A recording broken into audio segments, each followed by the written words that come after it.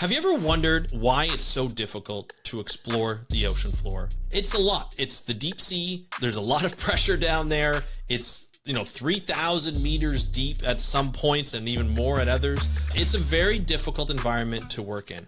But there are people around the world who are trying to map the ocean floor, who are trying to find ways to know more about the ocean floor. And I am very delighted to have on Tim Kearns, Executive Director of Map the Gaps, who is putting on a conference that is called Ocean Floor Explore. It's happening at the end of October from the 26th to the 29th in Victoria, BC. It's going to be open, and it is open to international people who are interested in exploring the ocean floor and mapping the gaps. We're going to talk about some of the major topics like funding, technology, and storytelling, and getting people interested around the world of how they can get involved in finding out what's part of the ocean, all on this episode of the How to Protect the Ocean podcast. Let's start the show. Hey everybody, welcome back to another exciting episode of the How to Protect the Ocean podcast. I'm your host, Andrew Lewin, and this is the podcast where you find out what's happening with the ocean, how you can speak up for the ocean, and what you can do to live for a better ocean by taking action.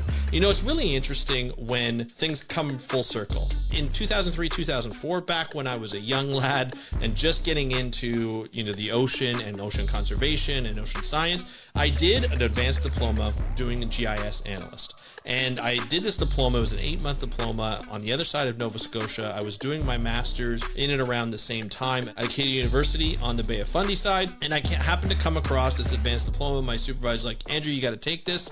You should take this. I was like, it's a long drive compared to where I was living in Halifax. It was an hour and a half there and back. And I had to go every day of the week. It was a big investment, but it was probably the best investment that I made in my life, because not only did I get an advanced diploma that's helped me stay employed for a long time, but also I met some great people. And one of those people was a teacher that taught me remote sensing, and that's Tim Kearns. And over the years, Tim and I kind of, we parted ways after he taught me for a year. He went down to California. He stayed on the West Coast, and he did a number of different things, which we interviewed him on last time he was on the podcast earlier in the summer. And I'll link to that interview down below in the show notes. But, we kind of reconnected through this project. And it was through the podcast that I was able to learn about Map the Gaps through a couple of friends and the networking that I've done through the podcasting. And then we got to reconnect, and knowing that, hey, I know Tim Kearns. He's the executive director of Map the Gaps, but he's also used to be my teacher when I was doing an advanced diploma in GIS analysis. And so I was like, this is really cool. This is going to be such an easy interview because we've known each other for so long and just haven't talked in a while. So, we spent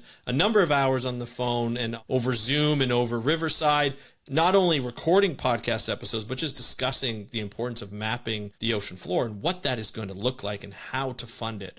And now we're talking about a conference that he's helped put on for a number of different years. And it's a symposium and now a conference, and it's in BC, and it's bringing people from all over the world together to discuss how we're going to map the ocean. We're getting closer and closer to doing it. We need to move faster and faster to do it. So this is getting even more important each and every year to start understanding how we could map the gaps, looking at different models from marketing to storytelling to investing to funding to actual use of technology, and then mapping the gaps, and then what to do with the data after that. It comes on the heels of the High Seas Treaty being ratified by 60 countries, which just happened a couple of days ago, or over the weekend, or just before the weekend as of recording this podcast, September 22nd. And it is awesome just to see how everything is coming together full circle. And I love this, and I love the fact that I've been doing this podcast for so long, for 10 years, and being able to reconnect with people that have been in my life that are doing new things, and being able to bring their story and story of the stuff that they're working on,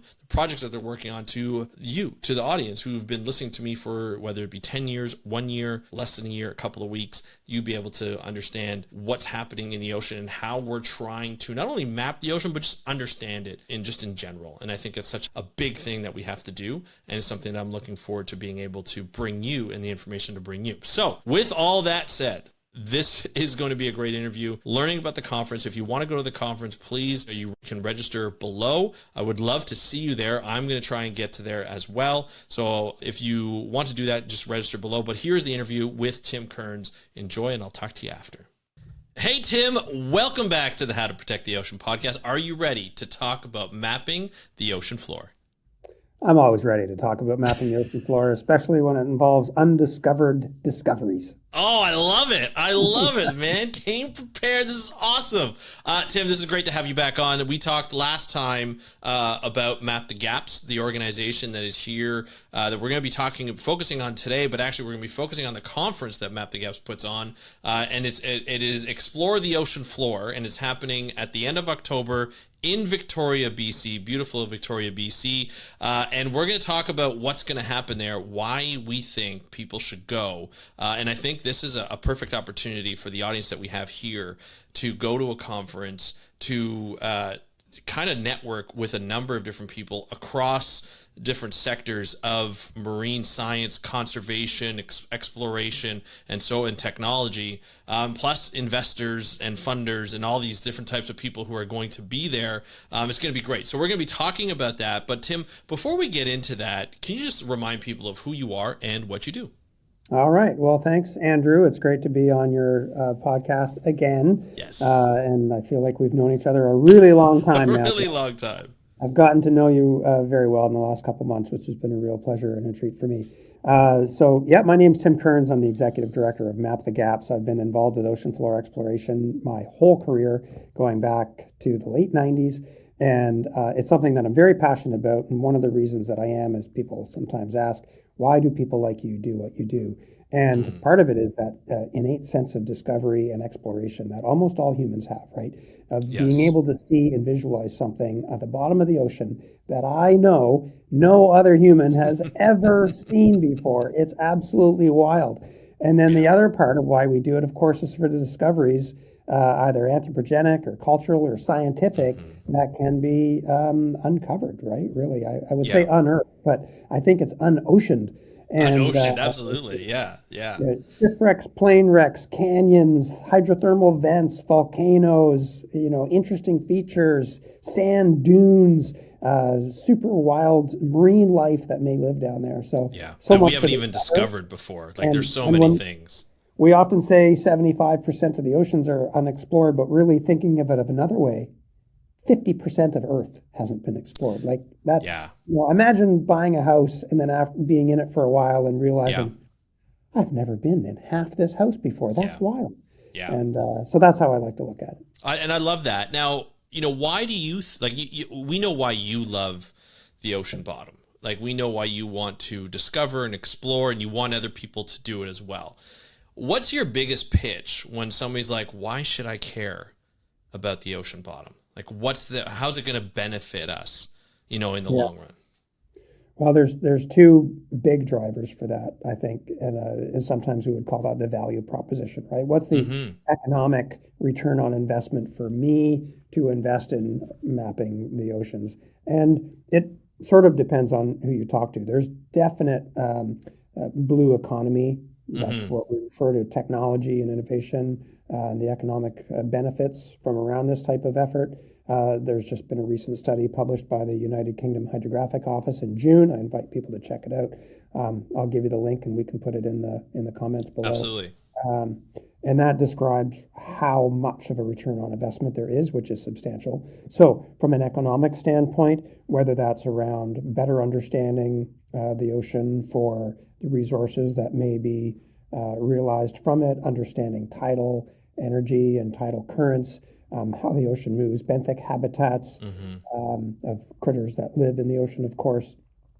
But then there's also that other side of it, which is the discovery side. And I think that provides a lot of maybe it's not a direct economic value, but there's a real human value to that, which is knowing that we're exploring what's in our own backyard and knowing that the data that goes from that, particularly if it ends up in the public domain and is used for conservation purposes, then we can better protect what we don't yet understand.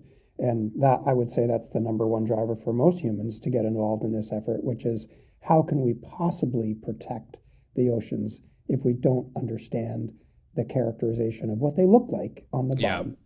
And it affects so many things, from climate change to sea level rise to conservation of marine life to better protecting potential mining sites, right?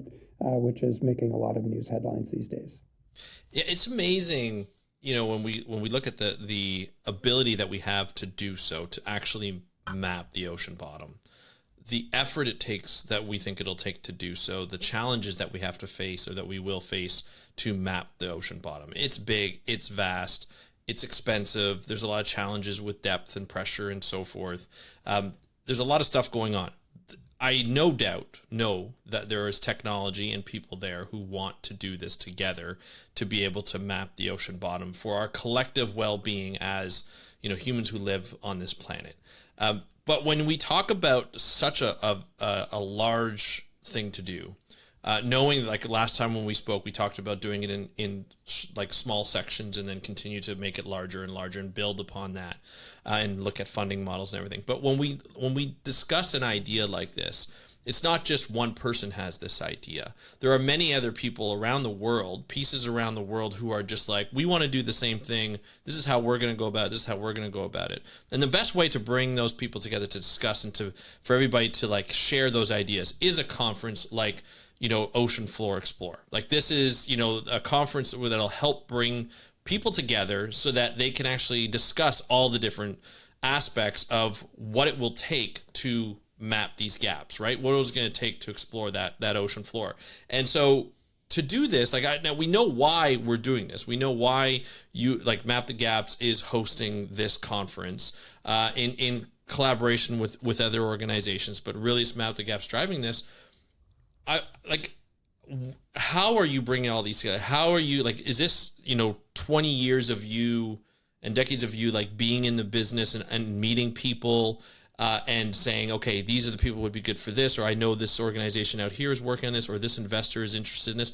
How do you start bringing people together like this, and how do you get the word out? That's a great question. Well, I'm sure you've heard the term the network effect. Yes, right? absolutely. And I'm fortunate that I've worked in a number of different organizations over the course of my career, and I'm a reasonably social and outgoing human being. You are. And I've met a lot of people, and I have good relationships with lots of people as well. I've also been running a Map the Gap symposium since 2016, and I've been fortunate to have attracted a bit of a following. Not me personally, but Map the Gaps has attracted a following, has a lot of relationships with companies and organizations who are familiar with the symposium series and have had interest in the past or have attended in the past. I also, in the people who attend the conferences, often it was 70-80% was the first time they'd been to a Map the Gap symposium. And although this event has remained relatively small in terms of numbers, being 100, 150 people, it's small enough that it still becomes more of an intimate affair where the networking opportunity is really, really good, which ultimately ends up amplifying the message of what we're trying to do. And I've also been fortunate through the Map the Gap series to partner with different host organizations each year and have the benefits of sponsorship that come with different companies and organizations that want to support the event. So ranging from National Oceanography Center in Southampton a couple years ago, International Hydrographic Organization in Monaco in 2023, in the Chilean Navy in 2016 was the first one that I was involved with doing, and then other organizations sponsoring like Geosciences Australia, NOAA, seabed 2030, TCARTA, Fugro, Schmidt Ocean Institute, Kongsberg. There's all these ocean mapping related tech, and that's just a few of them who have come and supported these events. Now, I'm limited in my sphere because I'm not connected with wealthy individuals or investment firms or hedge fund managers and stuff. So I'm part of what we're doing through Ocean Floor Explore, and that's what makes this conference different from the other Map the Gap symposium, is really trying to develop this message of how can we expand the funding footprint and the mechanisms for ocean floor exploration. But it's not just the money, it's also how would we go about doing it. And the how then brings in the technology, but also the people, because sometimes people say, can't you map the ocean from space? Or why can't you map the ocean from space? And the simple answer is, well, you can map some of the ocean from space. We need to rely on something called satellite-derived bathymetry. Companies like TCARTA, who will be here, are speaking at the conference, right? They have amazing algorithms and technologies for being able to produce high resolution maps of the ocean floor from space. Right. However, that technology is limited to a certain water depth and water clarity. So, well, then we have to rely on other technologies that can transmit sound from vessels to the bottom of the ocean. But even that is limiting because not all sonar equipment can go all the way to the bottom of the ocean. So then you need bigger sonar equipment with bigger vessels that need to go further offshore. And so I like to think of this, and my good friend Vicky Farini at Lamont Doherty Earth Observation would say, it's a puzzle. And we all need to contribute our own puzzle pieces to this, whether it's funding, participation, technology, approvals, right? Even ideas. This is where the startup communities come in. We've got Inextech from the UK is coming, a very, very young startup company, but amazing ideas. I think they're still in university, in fact, but that's the startup. That's the younger generation perspective with new ideas, new perspectives that we need to embrace. Because if we keep relying on the same people and the same organizations doing it, it's never going to happen. So that's part of the purpose of the conference, is to bring all these people together and let's have the conversation about what do we need to do. I love it. It's one of those things where there's so many different aspects. Me as a marine scientist, right, and loving technology and stuff, I see the benefits from a research standpoint, from a conservation standpoint, to know as much information as possible. But I find sometimes when I'm in that, I get this tunnel vision where I'm just looking at, okay, what's good for marine research, what's good for the benefit of conservation. You have come from a very different background than I have, in terms of you're coming from, you taught remote sensing and GIS and you've had a very interesting and diverse background, going forward, like after that, when we met in 2003, 2004, working for ESRI and then having a couple of your own, co-founding and founding companies of your own. What was the most surprising aspect of of exploring the ocean and trying to get more people to map the gaps? What was the most surprising part that is a big part of the symposium now? Well, one surprise I have, and it may sound a bit negative, is it's actually hard to get people excited. And I think that speaks to the lack of awareness of how big the oceans are, and I don't mean that critically of people. I think people, of course, it's hard to appreciate just how big the oceans are. I think some people don't appreciate how unexplored they really are, and that's because other mapping platforms like Google Earth, right, where you can see base maps of the ocean. Some of them are derived by interpreted measurements over dozens of kilometers, which is fine to give us a general picture. Yep. But go to any Google Earth and zoom into a few spots of the ocean, and you'll see how degraded and pixelated quickly it gets. But many people don't realize that it's already been mapped. In the 1960s, National Geographic produced an artist rendition. It's very famous, of course, was on the cover. And many people thought back then, well, the oceans have been mapped because of this beautiful illustration. And it was really, that's exactly what it was. It was an illustration of what the depths looked like, in part based on measurements. But nonetheless, it was still largely an illustration and an artist rendition. So that's a couple of big challenges. And then I think a third challenge, of course, is getting people to get excited enough about getting involved. And that takes maybe some commitment or passion or investment. And that's part of what Ocean Floor Explorer is about, which is how do we excite people, whether they be people with money or people with ideas or people with technology or people with approval and regulatory processes. How do we get them excited and involved? So to me, those are kind of the challenging parts of this conference. I would love it if this conference was 500 people or 1,000 people. Right. And maybe the next time we do it, it will be. But for now, I feel like we're at the beginning of a conversation for how do we get serious about exploring the ocean floor, and how do we take the power of what Seabed 2030 has been doing for the last 8 or 9 years and convert that energy into actionable exploration. And that's, to me, the really exciting part about the next decade, I think, of what we're moving into. And I think there's like a push and pull or an advantage and disadvantage of getting more and more people involved. You know, when you get more people involved, it's great because you get more eyes on it, more ears on it, more ideas, and it's great to put those ideas forward and evaluate those ideas. But then you get some, like, again, the conservation side coming out, and you get people who want to, you know, exploit the ocean for a lot of different things, like we've exploited land in the past, and that could have consequences in that. So there's advantages and disadvantages, of course, but right now the advantage of just is I agree with you. I feel like sometimes the deep sea, just like sometimes in space, it's so out of context for us. It's like a lot of us probably won't go to space in our lifetime. Some more than others, but it's cost a lot of money apparently to go to space if you want to go to space now, and that's for like 2 minutes.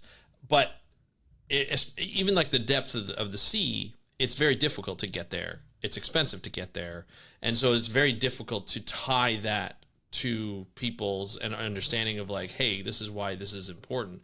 And I feel like storytelling comes in to that aspect too, of, you know, having great stories to discuss the importance of the deep sea, to discuss the mystery of the deep sea and what we don't know yet about, you know, the bottom of the ocean that could help us in the future, or just the knowledge of that could help us in the future, even protecting it in the future. Do you find that, like, I know you and I have a common friend and colleague, Natalie Gilson, who's been, you know, is a big part of the storytelling context of a lot of Canadian organizations working for Pisces. And do you find that's like putting it in that context? Do you think that's like a gap that people have, not only just in ocean in general, but especially in like exploring the deep sea and trying to bring that emotion out for people to say, hey, you know what, like, this is why this is important? Yeah, 100%. That's a great question. We have a whole session called Communication Strategies at Ocean Floor Explorer, moderated by Sophie Silks from Coast, and then, as you mentioned, Natalie Gilson from Pisces is on it, as well as Jyotika Vermani from Schmidt Ocean and Heather Mannix from Compass. That's precisely the purpose of that session, is to talk about communication methods and strategies. How do we reach people? How do we get people excited? Because not everyone gets excited by science or science for the sake of science, especially if it's not in context to something that they're familiar with. Mm-hmm. And whether those stories are, here's an example, just Dr. Dawn Wright from Esri, she's the chief scientist and first woman of color to go to the deepest part of the ocean with Victor Vescovo a few years ago. She just recently did an interview with NPR, and as part of that, one of the NPR illustrators made a comic strip describing her journey, but also the importance of deep sea mapping. Yeah. And it was a great way to illustrate and communicate something that's so important to so many people. But it was also a unique perspective, because you don't see a lot of comic strips or comic style, presentation pieces or media assets on this topic. And that's just one. I think another one is, and maybe we'll learn at Ocean Floor Explorers, can we do something with mass media? Can we leverage social media more to make people aware, get people excited, and get people interested and invested in this, either financially or otherwise? And so I think that's a huge part. That's probably one of the biggest challenges is identifying. That's another gap. Map the Gaps isn't just about the physical mapping. It's also about bridging those gaps of who's doing what and who's involved. That's why the tagline for the company is Connected Oceans and Connected People, because really this is a human mission. This is not a science mission. No, absolutely. And I think something that always gets me, talk about storytelling and getting people interested in the deep sea. There's I doom scroll quite a bit online. I try and keep it to oceans and football. That's in hockey. That's what I try and keep it to. But every once in a while I come across this video, and it's these deep sea biologists. They're in a ROV, and they find these animals, and they're like, oh, look, it's such and such animal, or it's like a new octopus species, or this is we haven't seen this one in a while, and there's really cute little animals and like really interesting shapes and sizes and colors and bioluminescence and everything like that. And there you hear like the geekiness in the science and like the nerdiness in the scientists being like, oh, look what we have here. And it's all this kind of fun. And I feel like that helps. I feel like when people can see that there are actual animals that are living at the bottom, when there's actually things and there's characteristics that are similar to what we see on land or even in the oceans, like in the shallow oceans, people really get involved in that. And I feel like there's a component there for just mapping the ocean bottom in almost like a double benefit, or as they're mapping the bottom, people can take these types of pictures and take these types of videos and be like, look what we found in this area, and nobody would have known this if we weren't down here and stuff like that, and really just generate the curiosity and really inspire the curiosity of more people to get to the deep sea, and be able to like hear from the people who are exploring it, from yourself and others who will be at this conference who are like, no, we're going to go to the bottom, or we're going to see the bottom, we're going to send ROVs at the bottom, and we're going to be talking about them. And I think that's like one of the big storytelling grabs that we can take advantage of when people are going to the bottom, to get people interested in funding more projects, or just like, hey, I want to see this area in the Indian Ocean, or this area in the Mid-Atlantic Bight, or something like that, to see what's there. Right. I think that would be a really cool thing to have in that aspect, right? Well, let me speak to that. So one of the keynote for Monday, October the 27th, is Moronke Harris, also known as the imaginative scientist, right? And she's got hundreds of days at sea, a very accomplished human being as an oceanographer and researcher. And she'll be speaking specifically at the conference about those perspectives of discoveries on the ocean floor. And maybe she'll talk about how some of them could even be used for advancing medical science. So imagine if we can make discoveries on the seafloor that would ultimately end up benefiting humans from a medical perspective, either through treatments for diseases or medicines or whatever it may be. And that's a wholly unique perspective, but it makes it extremely relatable to humans, of course, of the importance of doing this. On the second day, then we've got Victor Vescovo, of course, another phenomenal and accomplished adventurer and human being, will be talking about technology that he's developing, which would help aid this effort. And so once again, two very different keynote speakers, but helping add perspective in that human dimension to this.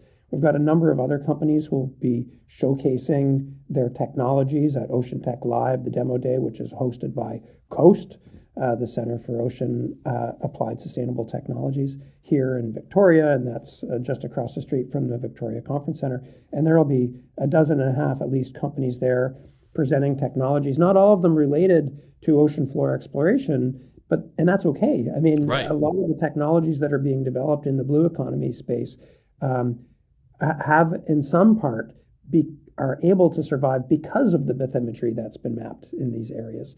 We've got seaweed technology companies. We've got technologies making semi-autonomous and autonomous vehicles. We've got telecommunication companies, companies that are making really important sensors that need to go on vehicles that go on the bottom of the ocean. So yeah. All of this relates to ocean exploration and ocean discovery, and they're a part of this event because of what we're trying to do. So I think there's, once again, that networking effect of amplifying the message, getting more people interested and excited about ocean and ocean technology and ocean floor exploration is the real key here. It is such a key.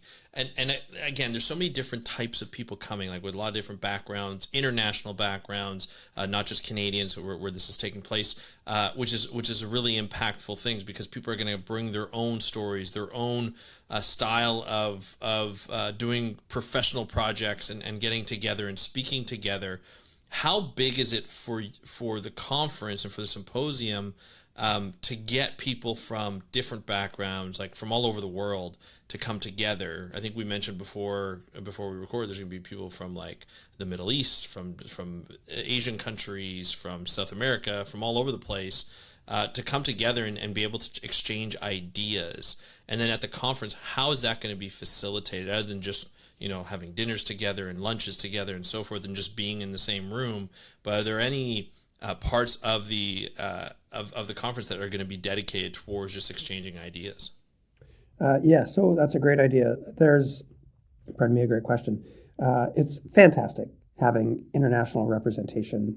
It really speaks to the diversity of who's involved in this activity, this global activity. It's not a North American or a Right. Western nation initiative. This is a global initiative, really being led by seabed 2030. And they've got over 200 companies that are from all over the world who are part of this, in addition to national governments and academic institutions that are part of seabed 2030 as well. So seabed 2030 has done a great job, and they, of course, will be representing their organization and their efforts. They're bringing the bathysphere, which is this interactive physical globe display. So members of the public could potentially come, or maybe people who are attending the conference could interact and learn about that and visually see what's happening. International representation also brings different perspectives and different ideas. And there is in addition to the networking and the questions after the sessions, there's a whole workshop on Tuesday afternoon, that's October the 28th, called Aspirational Funding Mechanisms for Ocean Floor Exploration. And that's co-hosted with JEBCO, which is the General Bathymetric Chart of the Oceans, and Map the Gaps, bring together thought leaders to spark conversation. No presentations, no long monologues here. This is about asking a few hard questions, getting some unique perspectives, and then getting people in the room to talk about it, to talk about their experiences, their crazy ideas or new ideas or perspectives, and then hopefully convert that into an action plan that we can then carry forward beyond this conference. It's no good just to talk about this stuff. You have to capture the ideas and then you have to put it into an action plan. So I'm very much looking forward to that aspirational funding models workshop with JEBCO. I think it's going to be a really interesting perspective. There's two lenses to that. One is inside national jurisdictions and another is outside, because mapping inside territorial waters carries a different price tag for one, but a different level of complexity when there's national governments involved. There could be levels of national security, permitting, bureaucracy, who knows, right? There's lots of different reasons for why it's challenging to map inside national waters. Conversely, there's also lots of reasons why it's challenging to map outside of national waters. Just because it's the high seas doesn't mean it's easy. Yeah. And so we'll be talking about strategies for how to explore that as well. Well, and just to mention, the High Seas Treaty just got ratified. They just hit the 60 country mark. So that could be more of a conversation than ever, because there might be some rules in that treaty around mapping the ocean floor. So hopefully there could be some benefits to discussing that in this conversation when it just got ratified this past weekend as of recording this. So in September. So this is good news, and it's good to be able to have an international audience that are probably interested. I mean, we're interested in mapping all of the oceans, so it's not just the ones within the exclusive economic zones, but even in the high seas. So it's good to have some rules and regulations around that, and getting countries to put that into place. So that'll be really nice. So yeah, so that'll be good. Okay, so just to move on a little bit too, getting more into the funding, because I feel like that's obviously a really important part that a lot of the times may considered not as sexy, in terms of like, it's better to like watch a video of someone going down to the bottom of the ocean and being able to see what's on the bottom and map the bathymetry and all that kind of stuff. But funding is essential in that. We're not talking about funding just from foundations and grants and so forth. We're looking at like private companies, investors, venture capitalists that will be attending this conference and having these discussions and trying to understand the dynamics of what could come out of this. What's we talked a little bit about the funding mechanisms and things like that, but what do you hope to at the end of this conference to have an idea of or better understanding of when it comes down to funding? That's a great question, Ed. At the end of the conference, what I would really like to have an understanding is, inside national jurisdictions or outside, what are the top 5 pathways to funding? Is that through high net worth individuals? Is that corporate donations? Is that people like my mom who want to give $100 right. to ocean floor discovery? Is it school groups that want to be able to identify or adopt a little piece of the ocean floor as their own in exchange for a great map that they get to hang on their wall? Is it a high net worth individual that wants to make a name, a lasting legacy for themselves by sponsoring 1% of the Indian Ocean or Yeah. something like that? Is it an approach to national governments to share the investment and everyone chip in across the board, and so we can have sort of an international collaboration, maybe at the UN level, and we have representatives of the UN who will be at the meeting to talk about internationally how can national governments support this, and maybe people chip in, maybe so that's another strategy, and all of these may take many years to execute, but at least it would be more clear than what we have today, which I think is not a coordinated or consolidated list of the different vehicles that are available for funding this type of initiative. So that would be my probably single largest takeaway from that, is the identification of realistic funding mechanisms that could be then further explored at either a subsequent conference, subsequent workshop, or maybe more targeted events that say, all right, well, if we're going to do something with national governments, all right, then how do we work within the Intergovernmental Oceanographic Commission and the International Hydrographic Organization to work together with these national governments to up their contributions? I don't know the answer, of course, but that's hopefully what we're going to get out of. Or maybe the answer is, well, look, everyday people would be interested in this. So how do we reach them? Maybe we need to develop a campaign, a marketing campaign, to get them excited about this and give them an opportunity and a pathway to get involved, to get excited, to make an investment or a donation. Sure. And Tim, I see a perfect opportunity to talk about corporate donors as well. I see a perfect opportunity for the NHL team, the Seattle Kraken. They're a deep sea species they're trying to represent.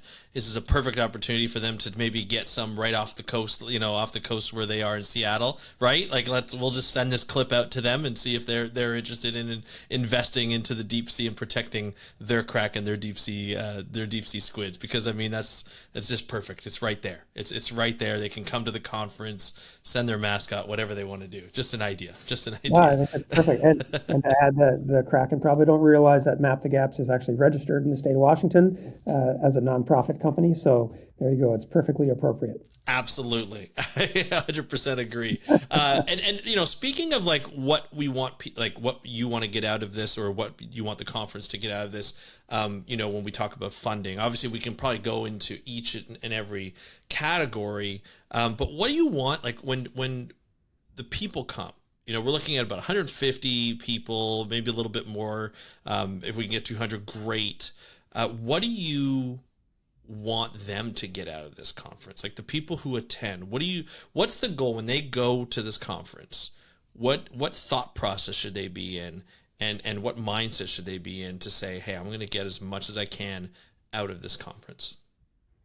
As long as I've been doing these conferences, Andrew, 2016, I've had a little catchphrase, or what you call it, for what the purpose is. And the purpose is to listen and to learn and engage. So ultimately, that's what I'm hoping attendees will get out of the event, is to be a part of it and not feel like they're just attending and being an observer, but actually engaging and being able to take that either back to their home organization, or back to their school, or back to their community, whether it's technology or investor or whatever it is, and be able to noodle on that and then eventually translate that into some sort of action. Maybe there's their own individual contribution. Maybe it's an organizational contribution. Maybe it's influence that they have over some politician or group to affecting policy or investment. And then I think the other thing that I always try to do at these conferences is really instill a sense of community.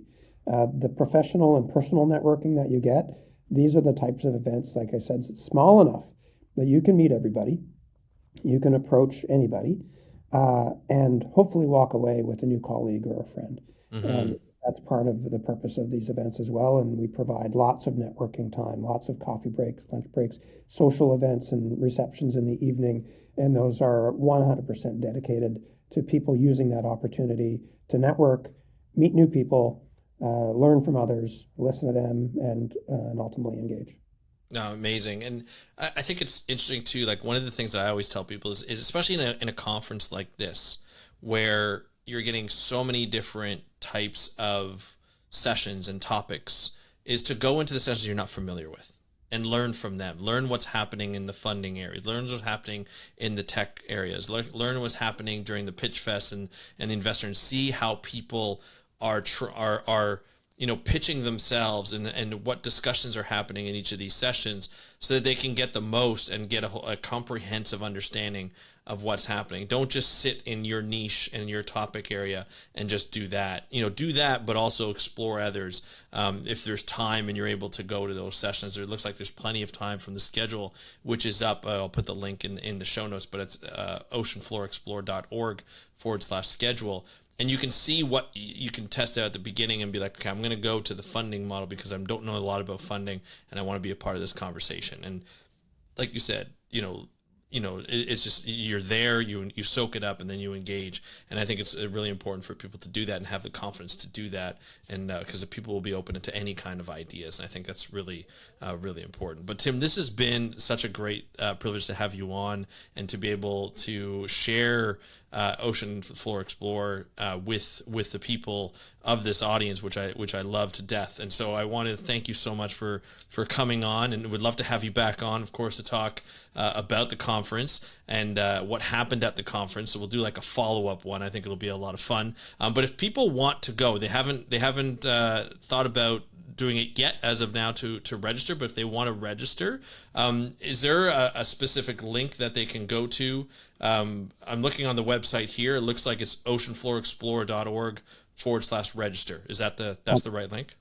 That's correct. And there's still room, there's still time to register up until around October the 15th, if you haven't registered yet. Okay. I do know that the hotel room blocks are pretty much sold out, almost sold out. So if people are interested in booking that at the Grand Pacific Hotel, then they need to get on that quickly. That's oceanfloor.org/travel to find out the details on that. There's also a discount with Alaska Airlines and FRS Clipper coming up from Seattle. So Okay. there's still opportunities and for people to get involved. And it's a single track conference, meaning that all the sessions you don't need to choose. They're all sequential. Perfect. And I look forward to having hopefully lots of people sign up and attend. Yeah, I think it'll be really great. So we'll put the link there. Sign up. Let them know when you signed up that you heard it from How to Protect the Ocean podcast. This is all done for free, folks. I'm not getting any money out of this. This is something that's just super interesting to me, and I want people to attend and get the most out of it. So go sign up at oceanfloorexplore.org/register. And Tim, thank you so much for coming on the podcast and sharing this. And I look forward to attending and being a part of the conversation.